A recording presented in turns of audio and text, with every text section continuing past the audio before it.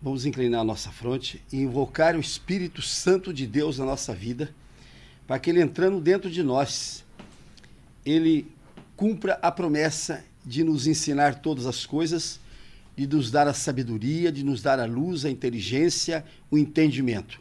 Ó Espírito Santo de Deus, nós te pedimos, abre os nossos olhos, abre os nossos caminhos, abre a nossa vida, mostra-nos, ó Espírito Santo de Deus, por onde devemos andar, para cumprir a vontade de Deus, que é boa, agradável e perfeita, e para vivermos uma vida de vitória, conforme Cristo nos prometeu. Digamos todos agora, Senhor Jesus, nós declaramos que estamos reunidos aqui agora em Teu nome. Vem cumprir a Tua promessa de estar conosco.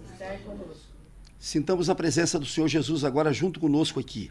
O Senhor Jesus que prometeu estar conosco e Ele está, Ele cumpre a Sua palavra. E neste momento que Jesus está conosco, aproveitemos para confessar a Ele todos os nossos pecados. Confessemos ao Senhor Jesus agora todos os nossos erros, as nossas faltas, os nossos pecados, as nossas transgressões. Confessemos a Ele tudo que fizemos de errado, tudo que desagradou ao Senhor Jesus, confessemos agora. E assim que nós confessarmos, vamos pedir a Ele perdão. Digam todos comigo, Senhor Jesus, nós confessamos a Ti todos os nossos pecados, todas as nossas transgressões, todos os nossos erros, e Te pedimos perdão, Senhor Jesus, por tudo aquilo que fizemos em Seu desagrado. Perdoa-nos, Senhor Jesus. E nós declaramos agora que Te recebemos em nossa vida como nosso único Senhor e Salvador. Vem estar conosco, Senhor Jesus, e nos tornar filhos de Deus, para a honra e glória do Teu nome. Amém. Vamos iniciar a nossa meditação, mas antes de nós iniciarmos a nossa meditação, eu queria trazer um fato que aconteceu essa madrugada e que ele ajuda a muitas pessoas a viverem. Por volta das 4 horas da manhã, eu sou acordado com um telefonema de uma senhora no desespero, sentindo enormes dores, terríveis dores no abdômen. E ela estava completamente alucinada pela dor que ela sentia. E ela dizia assim para mim: passei a noite inteira acordada, eu e meu marido, eu não aguento mais essa dor e não sei mais o que fazer. Então, eu estou ligando ao pastor para ver se ele faz uma oração por mim. Bom, a dor, vamos deixar muito claro isso, a dor é consequência de ação demoníaca na nossa vida.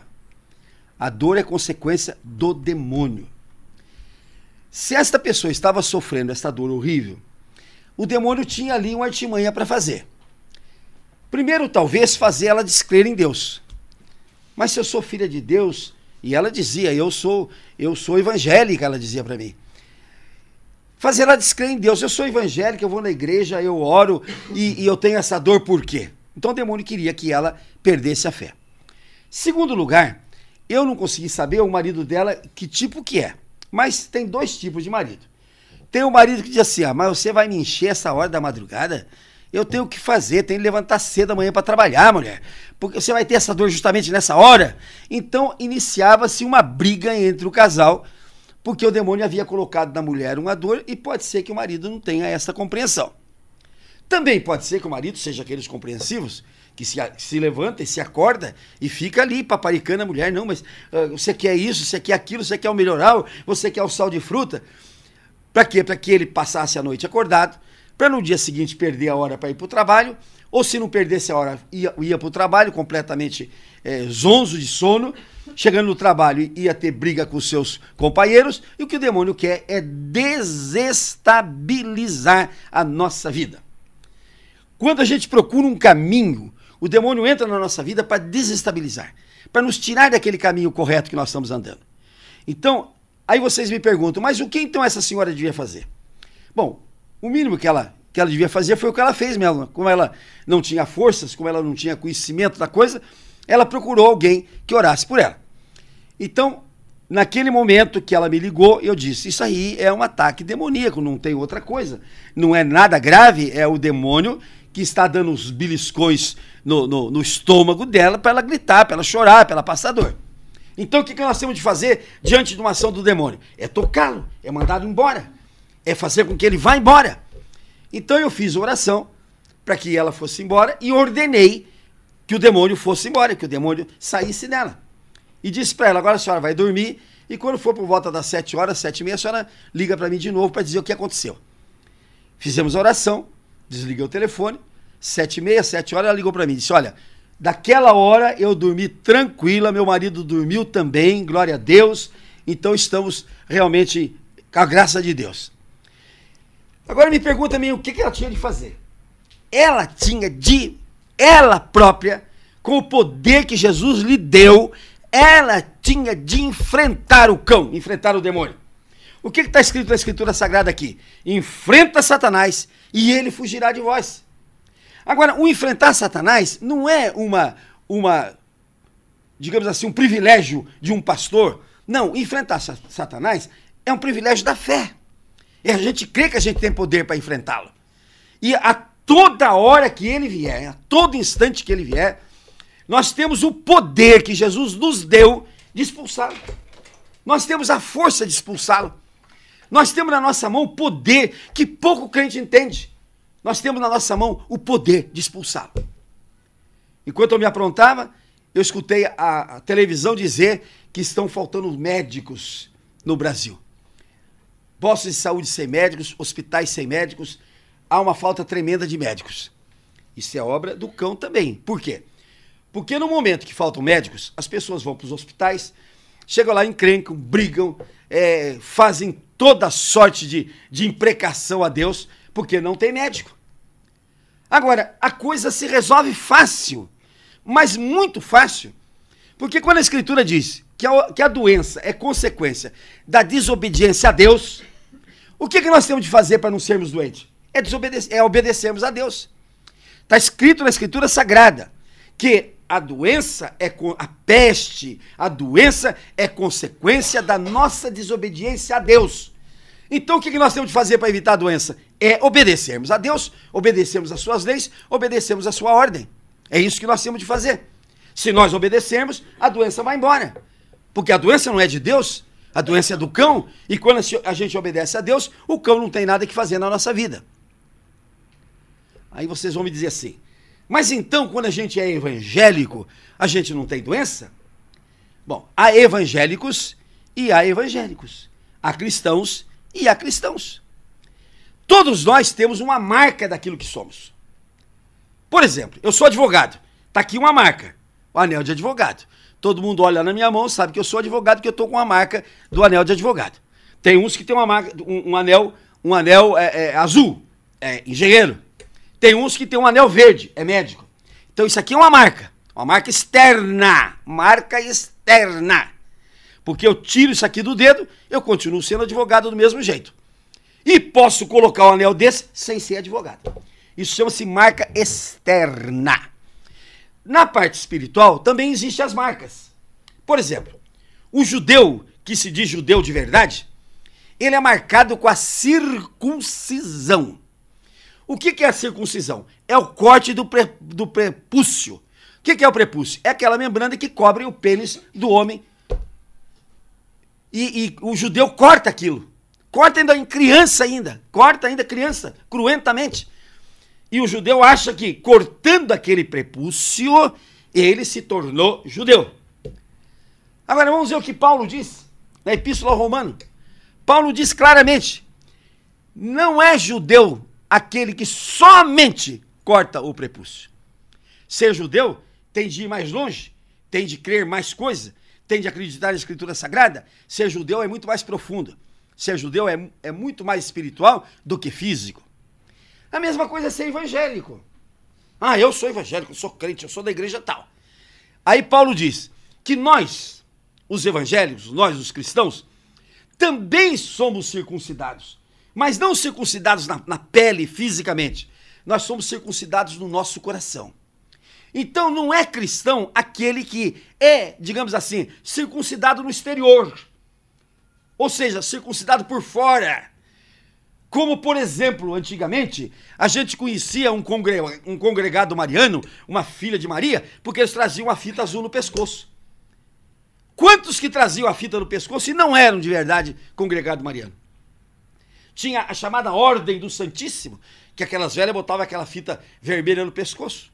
Aqueles homens velhos botavam aquela fita vermelha no pescoço. Isto é circuncisão externa. O que Deus exige de nós é a circuncisão interior, é a circuncisão do nosso coração, é nós rasgarmos o nosso coração, tirarmos de lá todos os males, todas as coisas erradas, tirarmos todos os pecados, todos os erros, tirarmos todas as nossas transgressões e, a partir daí, colocarmos dentro do nosso coração a Escritura Sagrada, colocarmos dentro do nosso coração Jesus e colocarmos dentro do nosso corpo o Espírito Santo de Deus. Esta é a circuncisão de verdade. Então não sejamos circuncisos apenas na parte exterior, na parte externa. Não, a nossa circuncisão é muito mais profunda e a nossa circuncisão é circuncisão de fé. É circuncisão de fé. A gente só vai ser circuncidado no nosso coração interiormente quando a gente tem fé, quando a gente acredita, quando a gente sabe a Escritura Sagrada, quando a gente conhece aqui os mandamentos de Deus, quando a gente obedece os mandamentos de Deus e mais, quando a gente usa do poder que Jesus nos deu. Eu quero insistir muito nisso. Se nós pegarmos a epístola de Tito, no capítulo 1, no versículo 16, está escrito lá assim: quanto a Deus, professam conhecê-lo. Ah, Deus existe. Nossa, se não fosse Deus na minha vida, porque Deus. Quanto a Deus, professam conhecê-lo. Professam conhecê-lo. Mas negam-no por suas obras. Não adianta eu dizer que eu conheço Deus e eu não ponho esse Deus na minha vida. E eu não uso esse Deus na minha vida. Porque uma das coisas enormes e maravilhosas do cristianismo é que Cristo quer ser usado por nós. Cristo, para mostrar que ele quer ser usado por nós, ele carregou uma cruz. Para mostrar para vocês que eu quero ser usado por vocês, eu vou andar com essa cruz nas minhas costas. E ele foi com a cruz até a morte. Ele levou o seu suplício para ser morto naquela cruz. Então Jesus quer ser usado por nós. Ele quer que nós o invoquemos, ele quer que nós o usemos. E quando a gente não usa, é a maior das ofensas, o maior do pecado que a gente faz contra ele. Quando a gente não usa. E a gente não usa frequentemente. Porque tudo que acontece na nossa vida, fique bem claro isso. Tem gente que liga para mim e diz: o senhor parece que é vidrado no cão. Não, eu tenho um ódio do cão, porque eu sei a ação que o cão faz na nossa vida. E ele faz, às vezes, de maneira clara, de maneira, assim, as luzes, e faz outras vezes de maneira subretícia. Ele solta o veneninho dele, entendeu? Ele desequilibra a pessoa na família, ele desequilibra a pessoa no trabalho, ele desequilibra as finanças da pessoa, ele desequilibra uma porção de coisa, e o que acontece na maioria das vezes, é isso que eu acho uma coisa, uma enormidade, é que a pessoa atribui aquilo a Deus. Já contei a vocês várias vezes que quando minha mãe estava morrendo lá no Hospital da Beneficência Portuguesa, mais de 350 parentes chegaram lá e era um gesto indefectível. A pessoa chegava na beira da cama com aquela cara de pré-morto, porque todo mundo que vai visitar morto tem cara de pré-morto, todo mundo que vai em velório está com aquela cara de quem está morrendo ou quem vai morrer também. E balançava a cabeça assim: o que você vai fazer, né? É isto. É o fim de todos nós, é a vontade de Deus. Mentira, mentira, mentira. A vontade de Deus é boa, perfeita e agradável. Deus não quer que ninguém morra à míngua dentro do hospital, com dores lancinantes, se apodrecendo. Veja interessante uma coisa, o rei Filipe II da Espanha foi um rei muito sábio, mas ao fim da vida dele, ele foi atacado de feridas purulentas. E ele, um pulso só, ele convocou todos os seus súditos, os seus ministros, a sua família, e disse: veja bem onde termina a realeza. Veja bem onde termina a realeza. Mas garanto a vocês que o rei Filipe II não era cristão. Pelo menos não era circuncidado internamente. Podia até ser católico, podia até ir na igreja, podia até receber a coroa lá do bispo da Espanha, mas não era circuncidado. Porque aquele que é circuncidado internamente, ele tem o poder de colocar Satanás para correr. E este poder que Jesus nos dá é um poder que nós temos de usar. E quando nós não usamos, nós estamos cometendo um grande pecado contra Cristo. Agora, infelizmente, este é o grande erro. Não se ensina isso na igreja.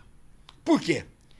Porque nas igrejas, os pastores querem, me perdoe os pastores, é uma crítica que faço, eles querem os fiéis vinculados a eles.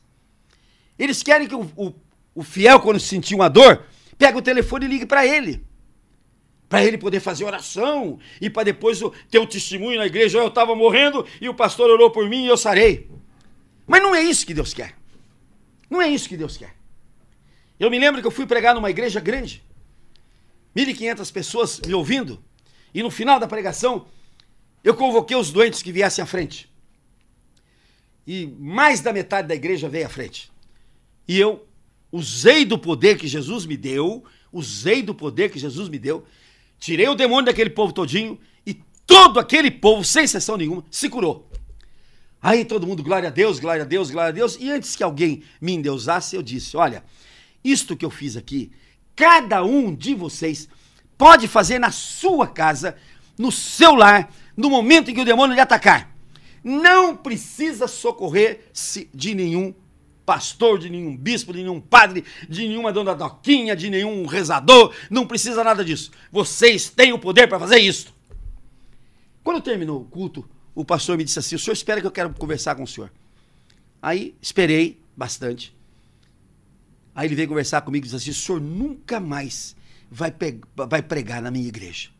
Falei: por quê? Porque eu fiz alguma coisa errada? Eu falei alguma coisa contra a palavra de Deus? Não, senhor. O senhor só me desempregou. O senhor só me desempregou. Porque agora, do jeito que o senhor ensinou para o povo não precisa mais de mim. Então eu estou desempregado. Gente, não interessa o meu emprego. Interessa que eu ensine a palavra de Deus. E a palavra de Deus me manda dizer para você que está me ouvindo, para vocês que estão me ouvindo, que cada um de nós temos um poder na nossa mão. Poder maior que o poder do cão, poder maior que o poder do diabo. Fiquem certos disso.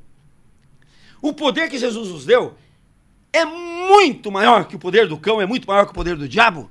Fiquem certos disso. Mas esse poder nós temos de exercer com fé ousada, com fé atrevida, com fé que a gente crê: não, eu tenho esse poder, vou usar esse poder e cão nenhum vai me vencer daqui para frente. Esta é a nossa vida. Por isso é que o povo vive tão mal, porque não crê, porque não tem fé. E quando tem fé é uma fezinha tão porqueira, é uma fezinha tão superficial, que não acredita no poder que ele tem, que Deus entregou na mão dele. Quanta mulher que existe por aí, eu sempre brinco, porque tem aquela mulher que tem um poder danado, que ela põe o pezinho pra frente, fica batendo o pezinho assim, bota a mão na cintura, bonita, hein, bonita, hein? E o marido morre de medo daquilo. Agora imagine se o marido tem o poder, crê que ele tem o poder,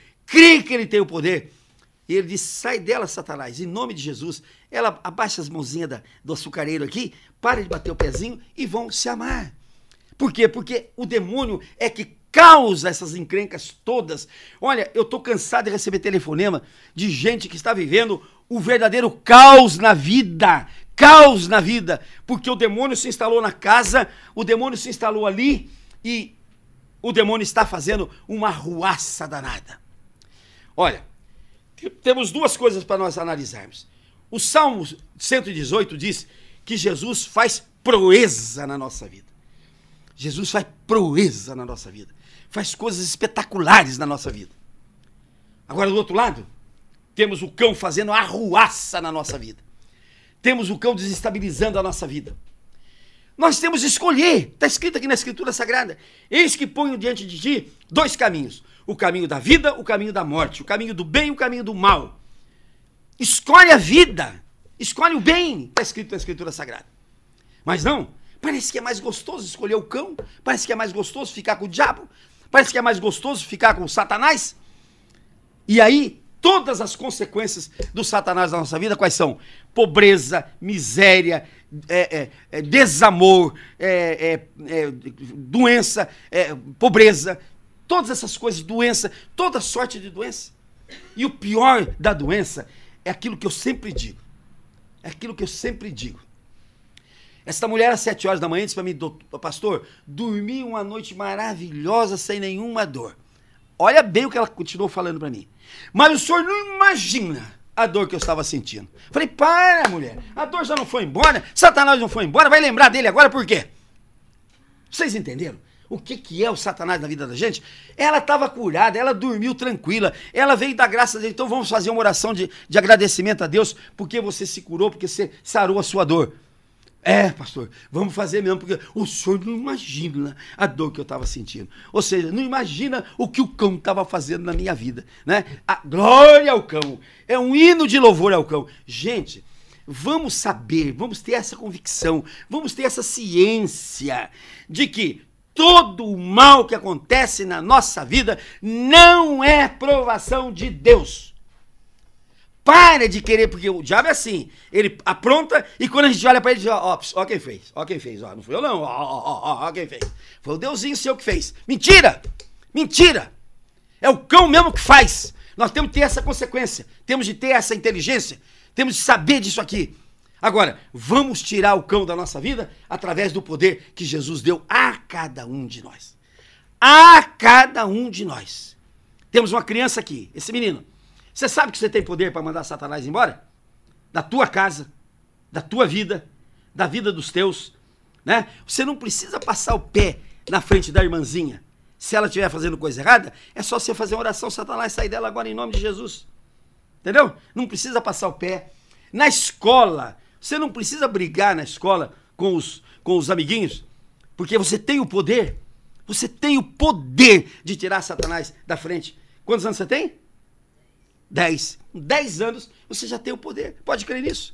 Use o poder e aprenda a usar o poder na sua vida daqui até o dia que você morrer. Porque quando você estiver morrendo, quando você estiver na véspera de dar o último suspiro, o Satanás está ali vendo se te leva embora. Aprenda que o poder que nós temos é para ser usado. É para ser usado. E o que diz a epístola de Paulo a Tito? Ele diz assim, aquele que crê em Deus, mas não usa o poder, olha o que ele diz, é abominável, é repreensível e é impedido das boas obras.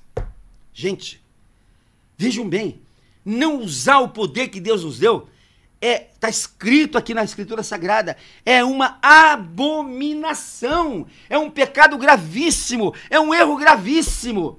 E Satanás aproveita-se disso para que a gente erre, para que a gente desagrade a Deus. Porque a coisa mais triste do mundo é a gente... Vamos dar um exemplo. A pessoa dá um presente no aniversário da pessoa. A doutora ontem ganhou uma porção de presentes. E eu vi que ela disse, um deles eu vou usar já, agora. E eu vi a satisfação no rosto daquele que havia dado o presente para ela. Agora vamos supor que alguém deu um presente para ela e nunca ela usou o presente. E a pessoa pergunta, a senhora gostou da minha blusa? Ah, gostei, foi uma maravilha. Mas eu não vejo a senhora usar. De fato eu não tenho usado. De fato eu não tenho usado. Quer dizer, então, e a pessoa que deu o presente vai dizer que infeliz, gastei um dinheirão e ela não está usando o meu presente. Assim Jesus está dizendo para todos nós. Olha, eu dei minha vida por vocês, eu entreguei meu sangue por vocês, eu coloquei o meu sangue para limpar vocês de todo o pecado, dei para vocês o poder e vocês não usam. Dei de presente, ninguém precisou pagar nada pelo presente do poder, ninguém precisou pagar nada e a gente não usa. Vocês imaginem como é que Cristo...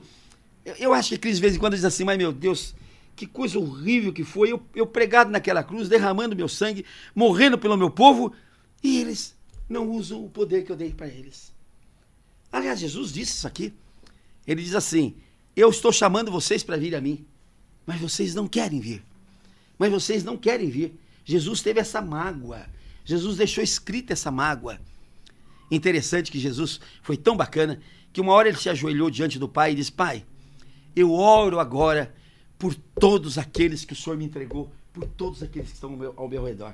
Estou lendo João, né? Estou lendo João e Jesus orando por aqueles que estão ali, né? Por aqueles que estão ali. Eu me lembro que deu uma revolta interna. Eu falei, e eu? E eu? Por que eu não estava lá? Por que Jesus não me fez nascer lá para eu poder acompanhá-lo naquela época? E ele orou só por aqueles. Pai, eu oro por aqueles que o Senhor me deu aqui agora, por todos que estão ao meu redor. Aí uma voz do Espírito Santo diz, Francisco, calma, calma, você é muito afobado. Você é muito ligeiro, calma. Lê mais para frente um pouquinho. 20 versículos para frente está escrito assim, meu Pai, eu oro também por todos aqueles que um dia crerem em mim e me receberem na sua vida. Olha só que coisa mais linda. Jesus sabendo que ele quer que a gente venha a ele, que ele quer nos chamar, Jesus diz tristemente, mas vocês não querem vir a mim. E ele orou para cada um de nós. Ele sabia que essa hora nós estaríamos reunidos aqui, falando no nome dele. E ele diz, Pai, eu oro por todos eles, a todos aqueles que um dia crerem em mim e me colocarem em sua vida. Mas, na verdade, o texto que eu tinha trazido hoje para fazer uma meditação é sobre o perdão. É sobre o perdão. Mas eu fiquei entretido no telefone da mulher e não cheguei no perdão. Mas eu quero só dar assim uma pincelada sobre o perdão. O perdão é uma coisa que nós devemos colocar na nossa vida. Muitas pessoas não conseguem perdoar e quando não perdoam é o campo que o Satanás quer para poder viver. Eu tinha um cliente que ele vivia entrevado e torto, cheio de dores, cheio de problemas. Aqui, neste lugar, eu disse para ele, fulano, mas por que você está nessa situação? Não sei, eu sou evangélico, eu oro, eu peço a Deus. Aí fomos conversando, eu perguntei para ele assim, e seu pai? Ah, meu pai eu não perdoo nunca, olha, nunca vou perdoar meu pai, porque meu pai fez isso, e eu não perdoo meu pai. Não perdoo mesmo. Falei, pô, tá aí a razão pela qual ele está todo torto, todo entrevado, todo doente, todo desgraçado, porque não dá o perdão. E quando não se dá o perdão, desliga-se de Deus o homem. Agora, dar perdão é perdoar no coração. Não precisa ficar com salamaleque depois de volta, não. Eu não preciso perdoar a pessoa e ficar de beijinho e de abraço, não. Eu perdoo, está perdoado. Não preciso ficar de salamaleque mais. Mas está perdoado. E o perdão é consequência da nossa vida. Por que eu digo isso? Porque Jesus, ao estar na cruz por nós, falamos agora isto, ele disse, Pai, perdoai-lhes porque não sabem o que fazem. Ou seja, todos nós estávamos em frente àquela cruz. Todos nós.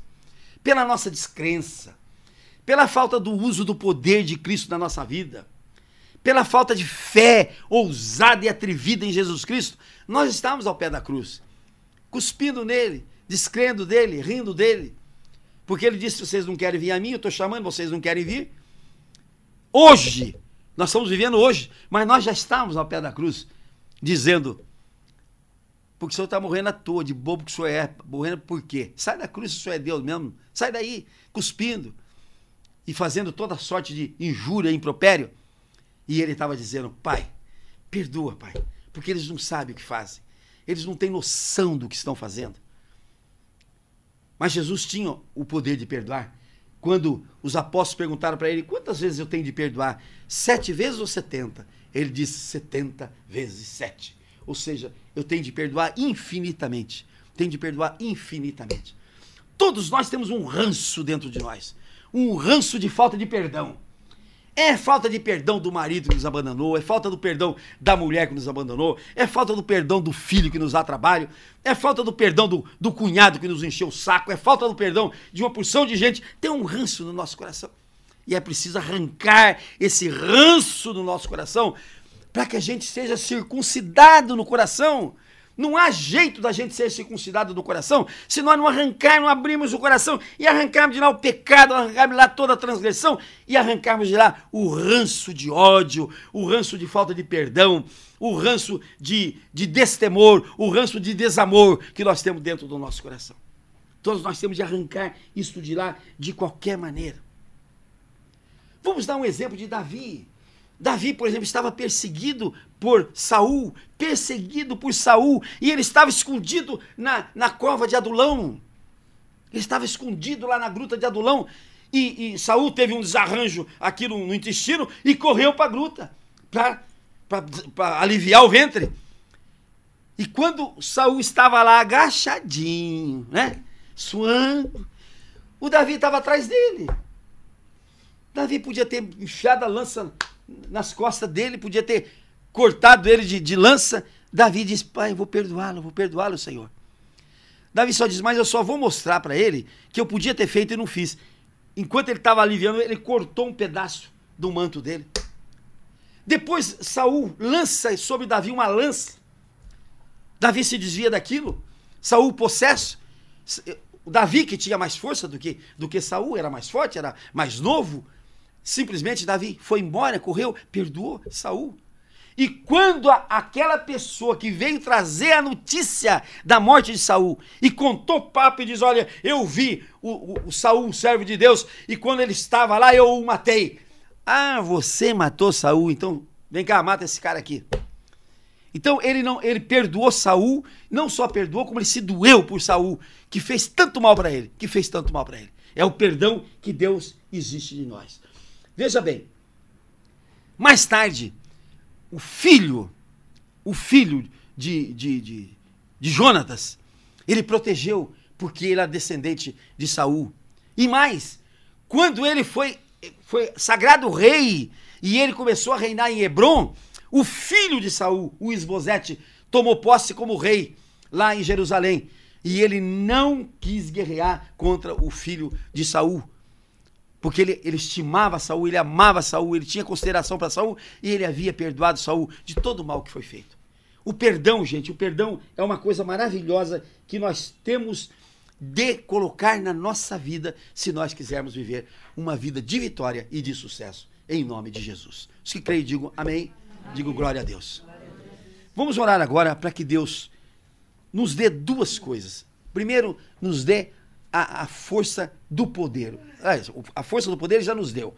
Nos dê a fé para acreditarmos nesse poder. E segundo, para nós perdoarmos todas as pessoas que um dia fizeram mal para nós, para arrancar do nosso coração qualquer ranço de ódio, de desamor, para nós arrancarmos do nosso coração. Inclinemos na nossa fronte e vamos orar a nosso Deus.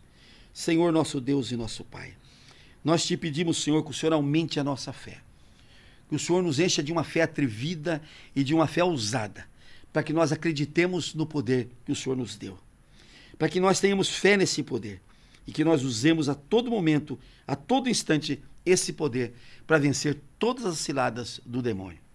E nós te pedimos ainda, Senhor, que nos dê o amor para perdoarmos de todo o nosso coração, para arrancarmos de nosso coração todo o ranço de ódio, todo o ranço de desamor, todo o ranço de encrenca que nós tivermos dentro do nosso coração. Nós te pedimos no santo nome de Jesus. Os que creem, digam amém, digo glória a Deus. Vamos orar ao Pai Nosso agora. Pai nosso que estais no céu, santificado seja o teu nome. Venha a nós o teu reino. Seja feita a tua vontade, assim na terra como no céu. O pão nosso de cada dia nos dai hoje, e perdoa as nossas dívidas, assim como nós perdoamos aos nossos devedores. E não nos deixes cair em tentação, e nos livra, Senhor, de todo mal, porque só teu, Senhor, é o poder, o reino, a honra e a glória para todos sempre. Amém. Vamos aplaudir o Senhor Jesus? E vamos nos ungir para quebrarmos todas as nossas servidões.